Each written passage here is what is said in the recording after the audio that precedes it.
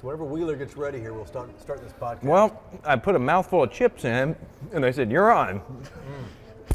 I'm trying to clear this, so you can start us.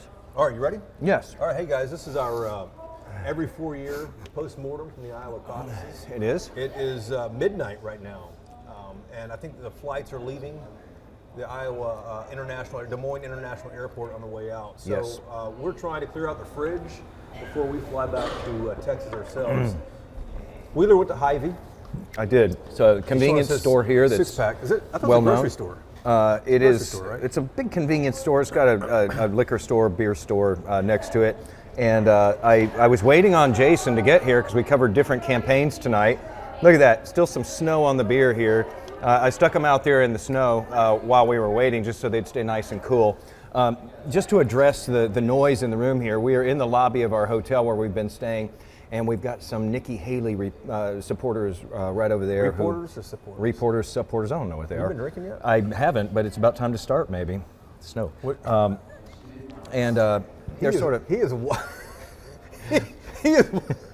he is wired tonight, dude. What's going on, man? You know why I'm wired? Catch your breath, catch your breath. I'm wired because I am almost out of this place.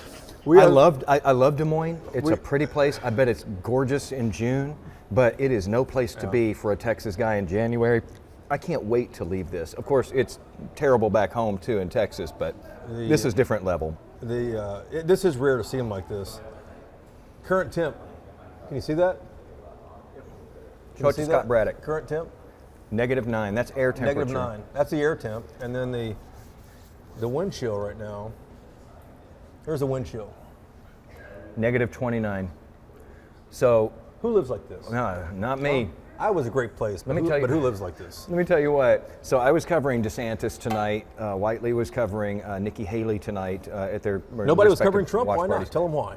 Nobody was covering Trump because everybody knew how this was going to play out. I know that a lot of people don't believe in polls anymore. Polls have really gotten bashed a lot.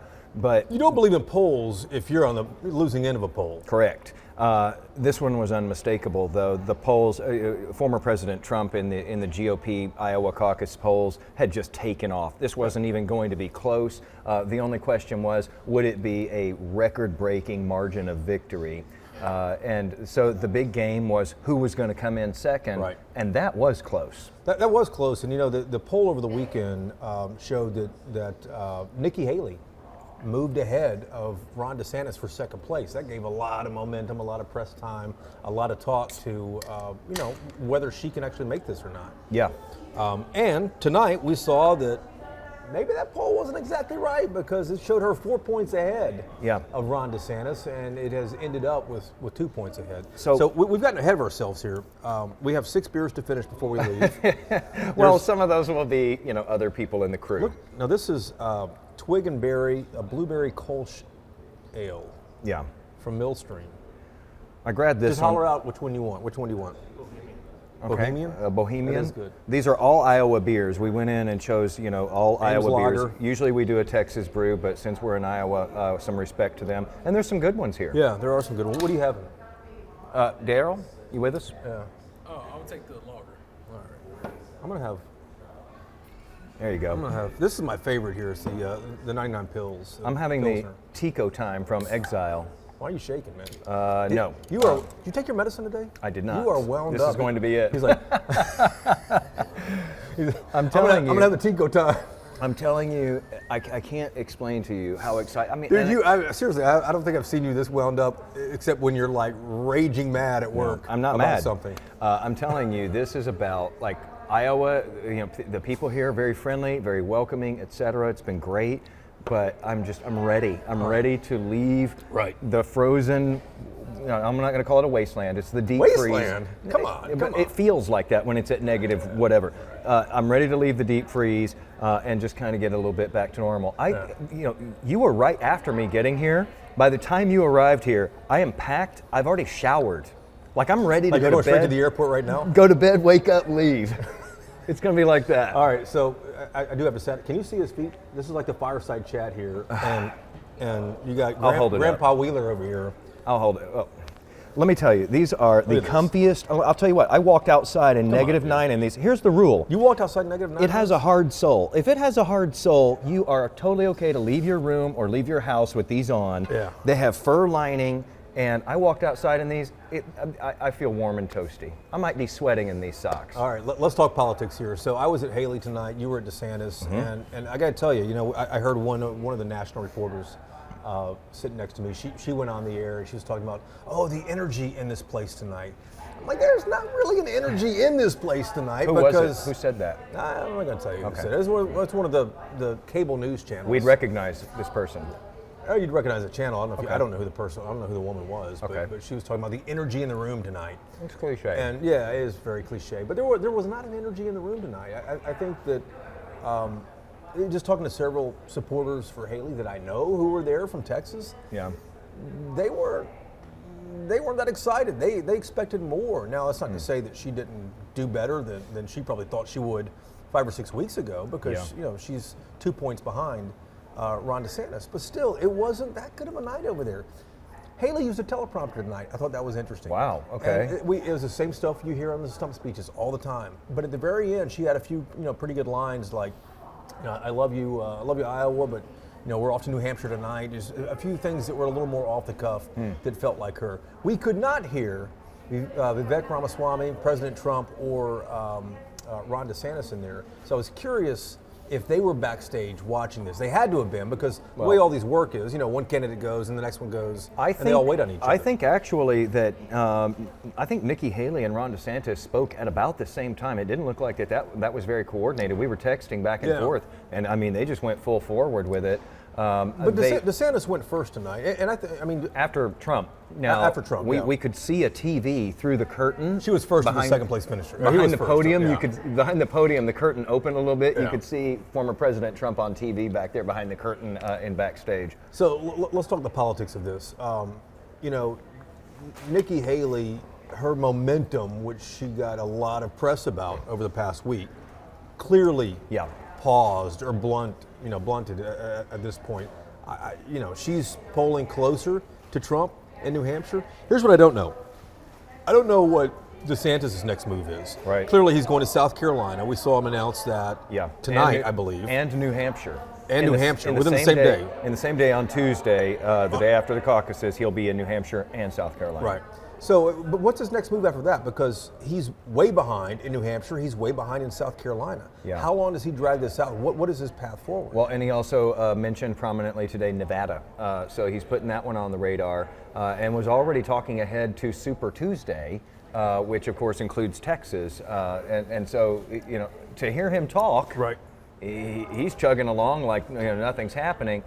Here's the thing: coming into tonight, DeSantis kept saying, it's this narrative against me. He very much does like to grab that language of being the underdog, sort of the victim of media narratives and polling and so forth. And I'm going to show you, I'll come out. So he seems very comfortable in the role of underdog, and basically he says, he's the underdog who overperforms. Tonight he did that. Again, he was in that close third place finish according to the polls, but then he managed to pull off a second, and by a couple of points there. And so, again, he's came out tonight, very briefly addressed his supporters. It was not a long speech. He's got flights to make. And basically said they threw the kitchen sink at us. Here we are, blah blah blah. That same underdog tone.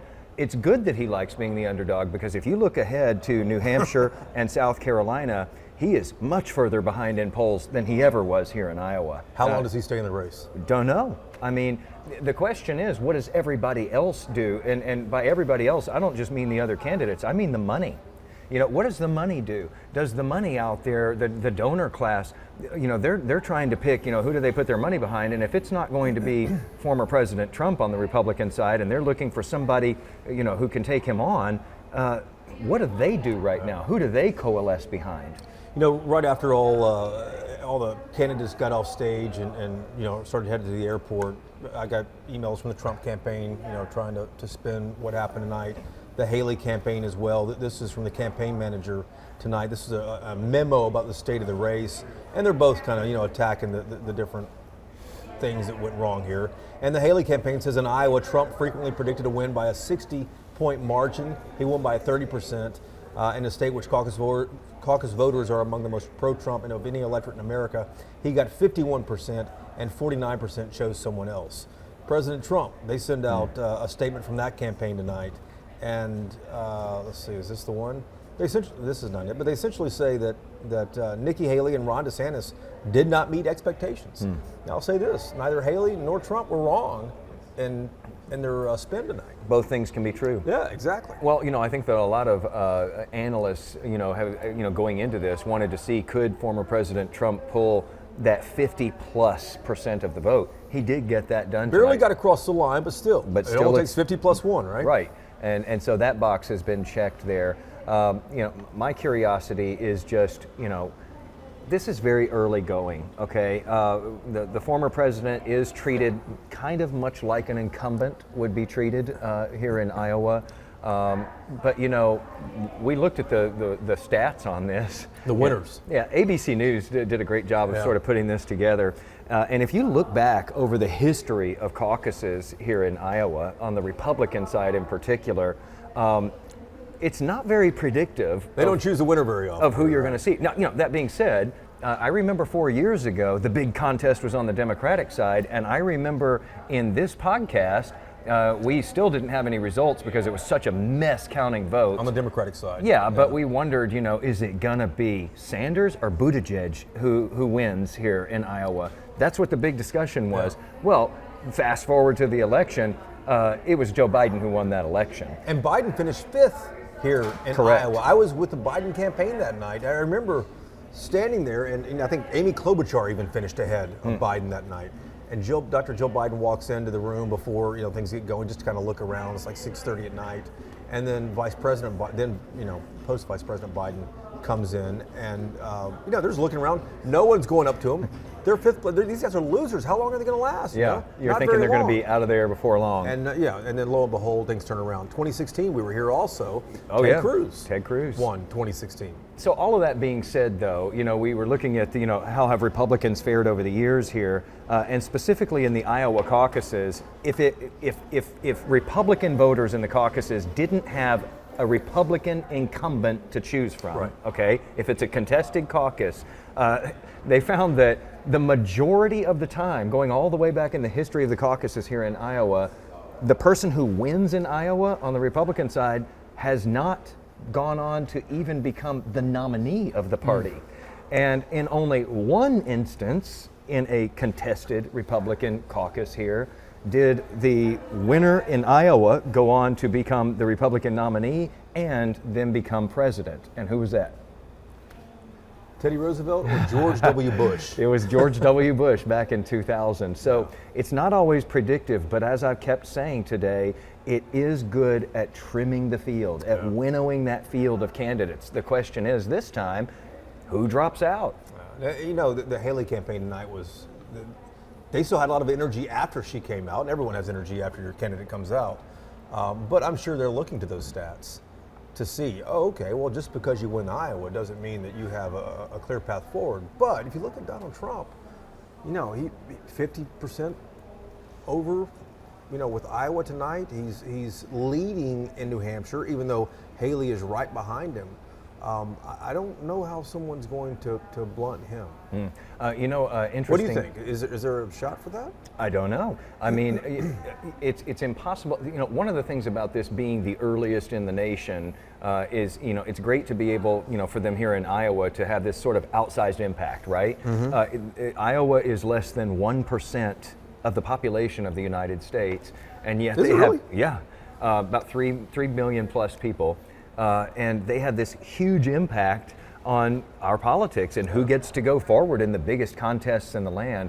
And so, it's good in that sense for them because they do have this outsized impact, but it's so early on that you think, man, all of these other things can happen between now and the time we get to November.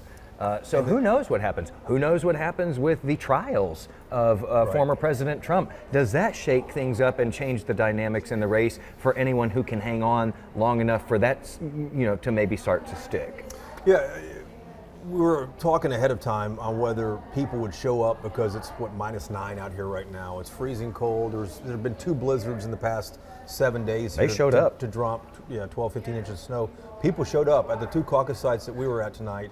It was standing room only, and the results there were a little closer than the results were statewide. I have to ask you something about something ahead. that you noticed there, but I will say before I get to that, Representative Chip Roy from Texas Was with DeSantis, right? Yeah, he's a big DeSantis backer. He's a surrogate for DeSantis, and so he was out at some of these caucuses this evening trying to, give speeches, drum up support, et cetera, before people cast their ballots. And man, he was incensed that he says he's at this site, and he's hasn't even given his speech yet, much less have people give their votes yet. And on the devices, you're starting to get these alerts that the race has already been called, just based on the very early votes, because again, it was so lopsided that the race, the presumed winner was already going to be the projected winner, Donald Trump. And he was upset about that, saying, that might have impacted some people and made them just say, well, what's the point in even taking part in this? That we already have this winner, et cetera. I'll say this. I don't know what effect that really had. had. He was upset in the soundbite that he gave you. We were all in our precincts, the 2 precincts that we were at tonight for the caucuses at 7 o'clock. We all saw the alerts come across and just kept on going. I'm sure people in the audience who were actually voting there probably saw them as well. I mean, if your candidate's second place, then I might complain about that too. Right. And, that might be a clever way to lay some groundwork too. If your candidate doesn't end up performing as well as you thought they should that night, you could always, point to that. One thing that they did allude to, though, was, hey, we should all be upset about this, though. Remember how upset you were when Arizona was called pretty early on by Fox News in 2020? But yet tonight, nothing's being said about the fact that this is being called while people haven't even cast ballots yet. They did mention that at the DeSantis camp. So Daryl Gold is one of our photographers. It's his first time to come up here and watch the Iowa caucuses.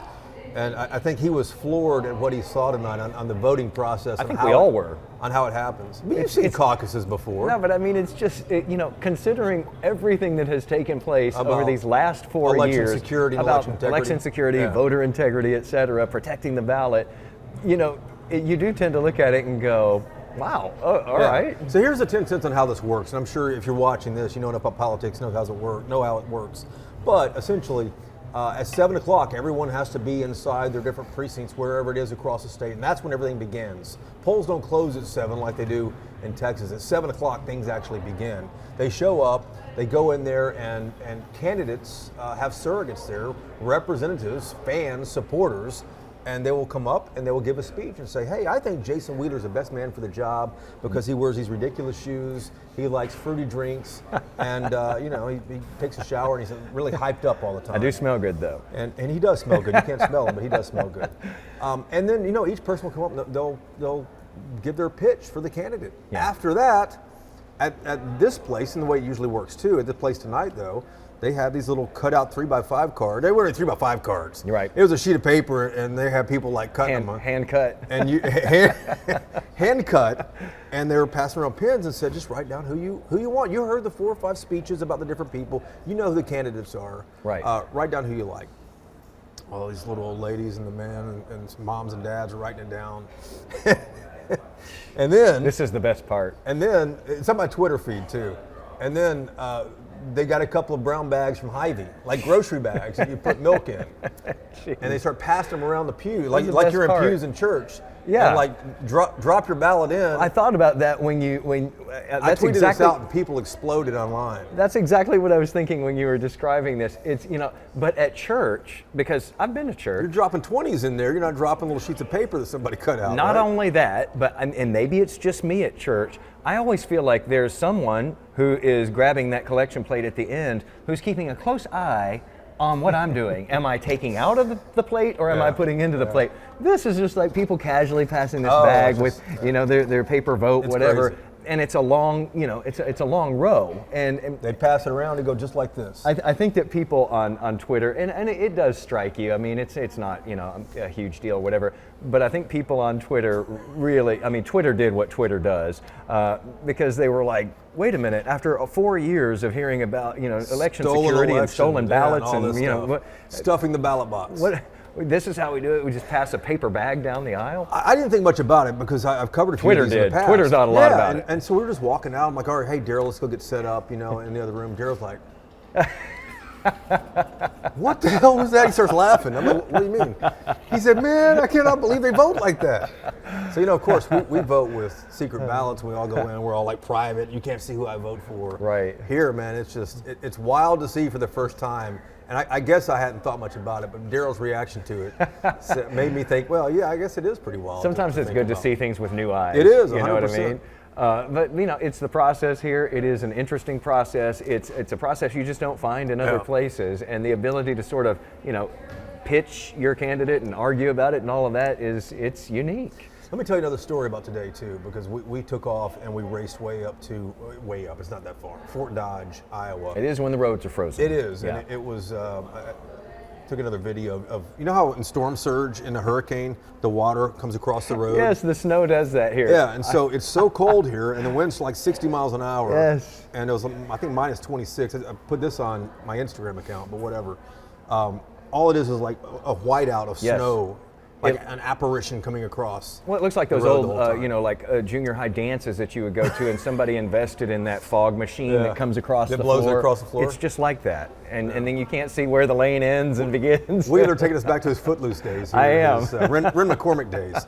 So we go up to Fort Dodge, Iowa, and it was an all-star cast of the far right. It was Matt Gaetz, Marjorie Taylor Greene, Carrie Lake, Ronnie Jackson from Texas, Wesley Hunt. Who else was there? There's another. I'm missing. Jim Jordan. Jim Jordan from Ohio was there. I mentioned Congressman Matt Gaetz, and it was odd because I walk in here and I right away I'm expecting something. I shouldn't do this, but I'm going to a rural part of town, a rural part of the state, of any state, and we're going to a little brewery up there. And I knew it was going to be small and packed, and we roll in.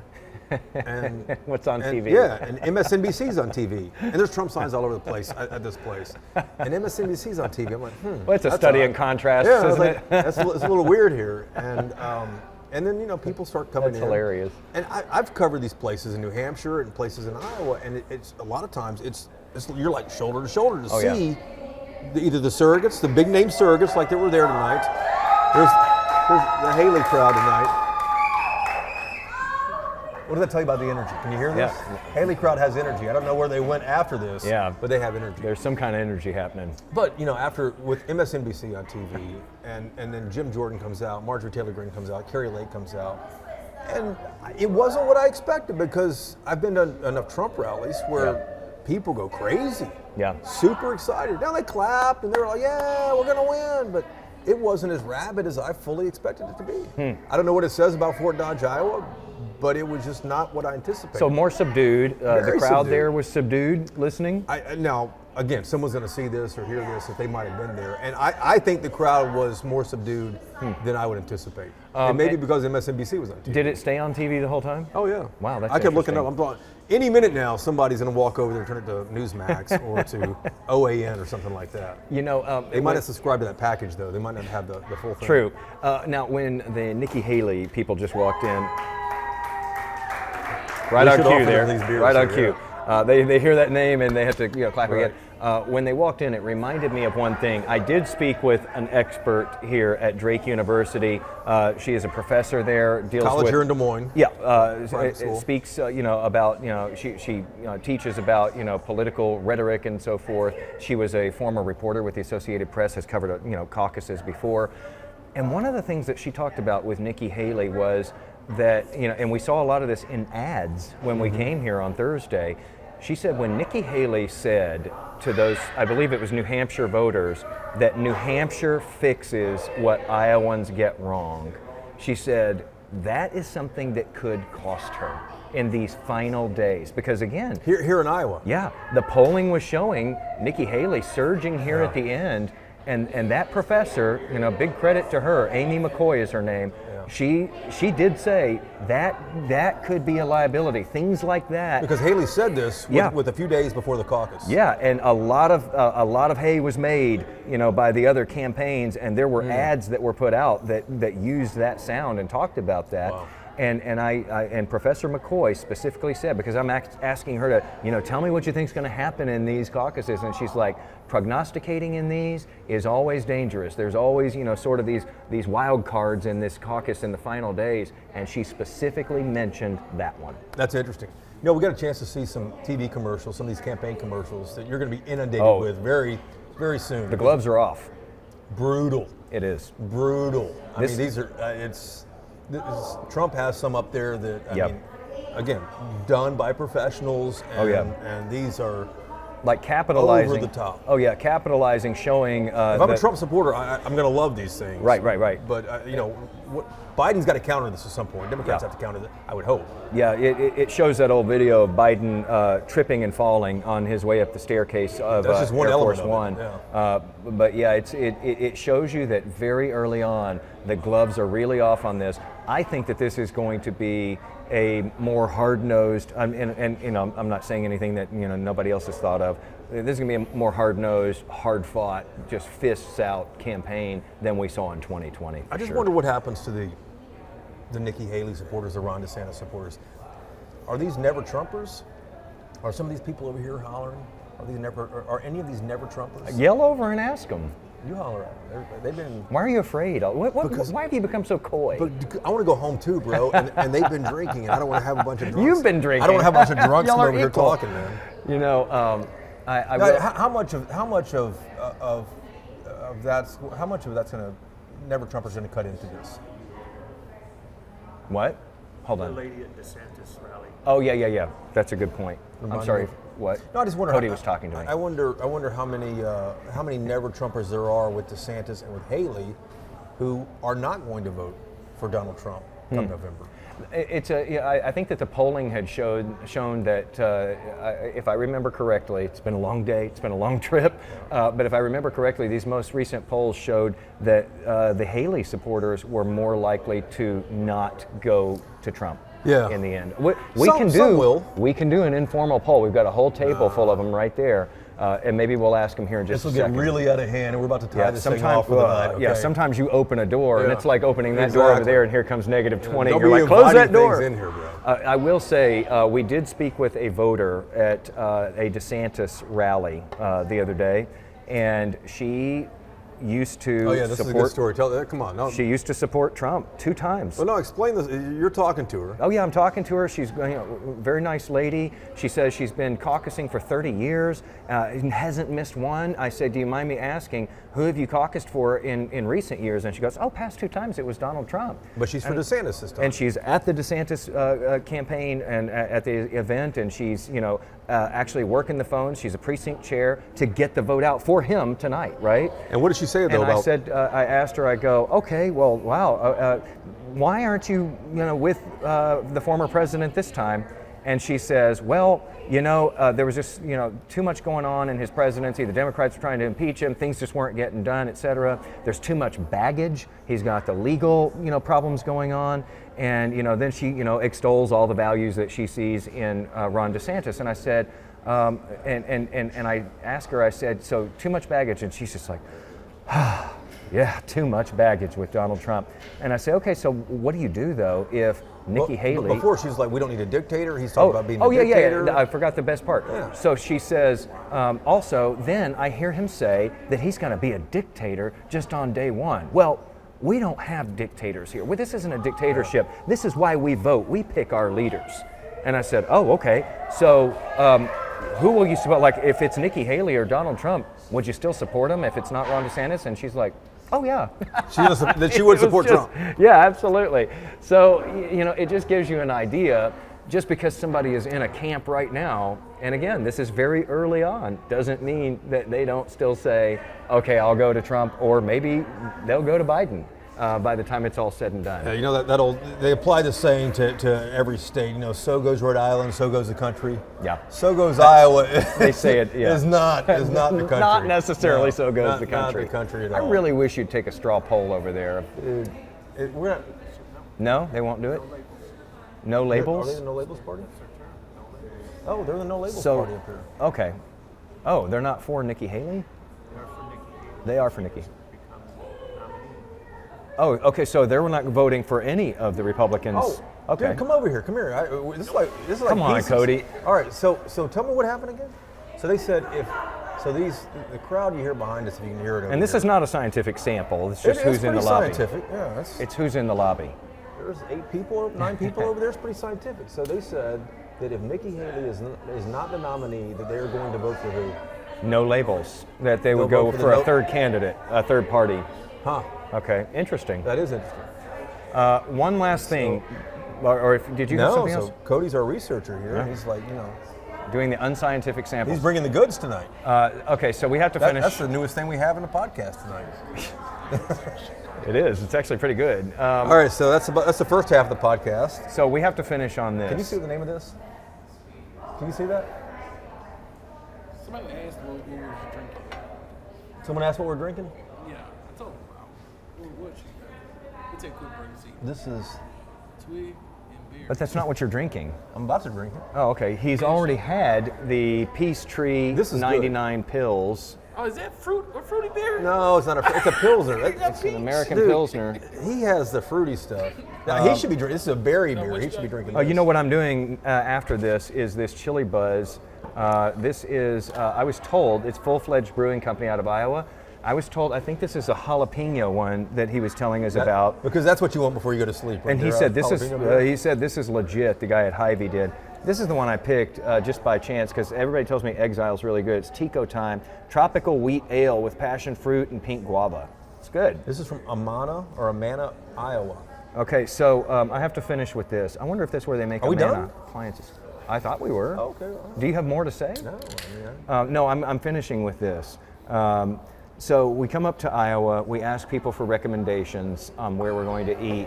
And of course, we always go to Fong's Pizza you when would we're like here. that. You would totally like that. We always go to Fong's Pizza when we're here because it is they have some unusual combinations, including the sort of deconstructed crab rangoon Pizza. wonton pizza. It's like a Polynesian pizza joint if you haven't been here before. It's very cool. It's one of a lot of cool places to eat in this town. Yeah, there's lots of them. But here's the thing, we ask for recommendations. We got some good recommendations. Today I had in Des Moines, Iowa, with it a gazillion degrees below zero outside, I had some of the best southern grits that I've ever had in my life. Daryl, don't laugh. These grits were legit. My grandma used to make the best grits, okay? But I would expect to have grits here. I wouldn't expect grits Did you put here. sugar in them? What are grits? Grits is, it's made of what? It's like mashed up corn or something. Okay, well then no wonder they make it well mean, here. it's the This corn is state. corn country, okay. It's Well, maybe I don't know anything then. But I had some of the best grits that I've ever had in my life. I want you to know that Wheeler is in rare form tonight. Wait. I mean, I came in, we raced back from the Haley thing. My phone's dead. Everything I have is dead.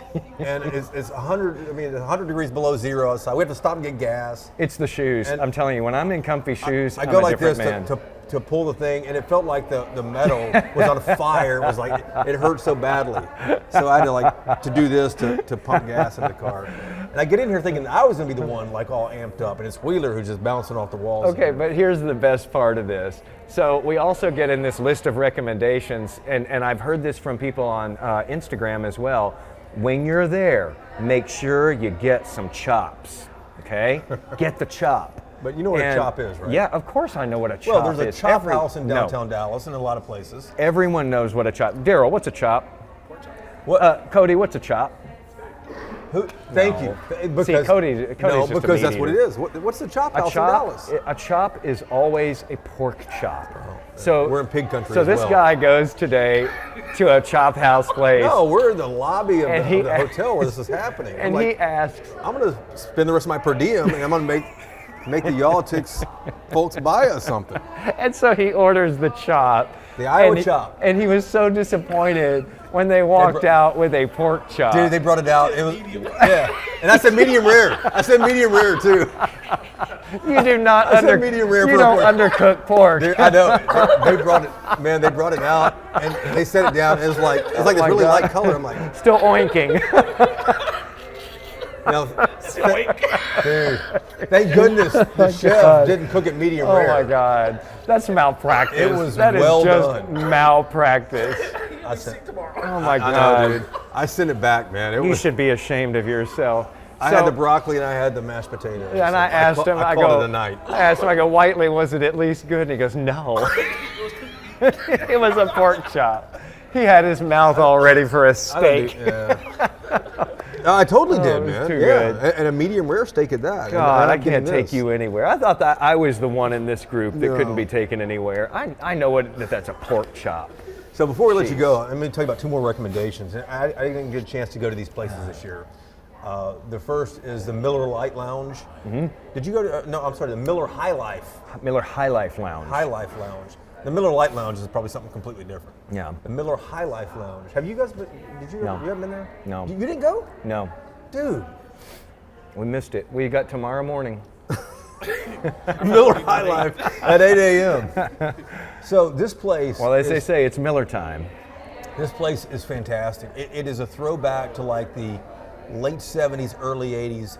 Everything in there Wow. is Like Miller High Life. I mean, just the whole place. It's excellent. Stepping such back in time. It's a time warp when you walk into this place. And then Hessen Super House, cool. is that the other? Hessen House is a German beer hall downtown.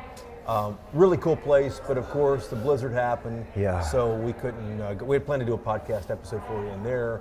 But we couldn't do that this time. Next and then time. where else have we been too? Where did we go in 2020? God, it's all a blur. We went to a bunch of other places. 2020 is a blur. Yeah. And here we are. We keep on saying, we've said this whole trip, yeah, last year when we came here, and then you keep realizing, no, that was 4 years ago. It's like a whole high school career or college career for somebody. We're going to be sitting here in 2028. You'll be in the same shoes probably. One a real old Grandpa man Wheeler. and the other young. And Says the guy in in these winter shoes. guys, thanks for staying up with Are we us done? tonight. Yeah, I think we're done. I think we were done a while back. Wheeler's ready to go to bed finally. I guess that ADD medicine's kicking in now. No, need the Dial your backs up. melatonin so I can get on that flight tomorrow on time. Right, Daryl? Hey, and this also, real quick before we let you go, this was also our very first Instagram Live. This is our first? This is our first one. How many people we get? 5, 6? 2? Like that. Something like Somebody that. said fun show. Oh, Well, thank you. That was Maria. Maria, thank you. Thank you, Maria. And then Scott Braddis told us about some breaking news once we get back to Texas. Oh, no. Breaking political news. Is it? What is it? If anybody knows, Yeah, Scott Braddock Braddock does. knows. He What is said, it? I am in Beaumont where A.G. Paxton just held a rally. Oh, I against- saw his tweets. Yeah, Speaker of Feeling. Yeah. Oh, He said, wow. We got to get back there. So making good on those campaign Yeah. promises to campaign against the people who Impeached him. Yeah. Yeah. Wow. Wow. Scott Braddock. Yeah, I'm sure people listening to this know Scott Braddock, but he is the king at the state capitol. Yeah, he is. These days. If you don't follow him Hats online, off to Scott. follow him. Follow us, Jason Wheeler TV, and at Jason Whiteley, and on Instagram at yall-itics. At yall-itics. So hey, thanks for joining us. We'll be back next year with another episode of the postmortem. Of the Next Iowa 4 Caucuses. 4 years. From 4 now. years. Hopefully, if we're still. Maria said, I'm If we're still Jason's going. aunt. I'm not sure which Jason, but Oh yes, Maria from California. Oh, What's up, Maria? Maria. Thank you. Well, it's like it's only 10:30 there, so. and But- somebody said you all make little early. politics interesting. Aw, We do? Thank you, somebody. Gifts wrapped by CJ. Thanks, CJ. CJ, thanks. One last thing before we go, though. Maria, why didn't y'all teach little Jason Whiteley what a chop is? Oh, God, how do you not know I want to that? state now. It's like I feel so let down. I feel so let down. How do you not know that? I mean, I'm still hungry right now. I brought a coffee got a- cup full of like salted nuts. I've got a few sun chip remnants. All right, that's it. That's Hey it. guys, thanks for joining us on the Instagram live feed. Thanks for listening to this late night episode. Yeah. Next time. See you then. From Texas.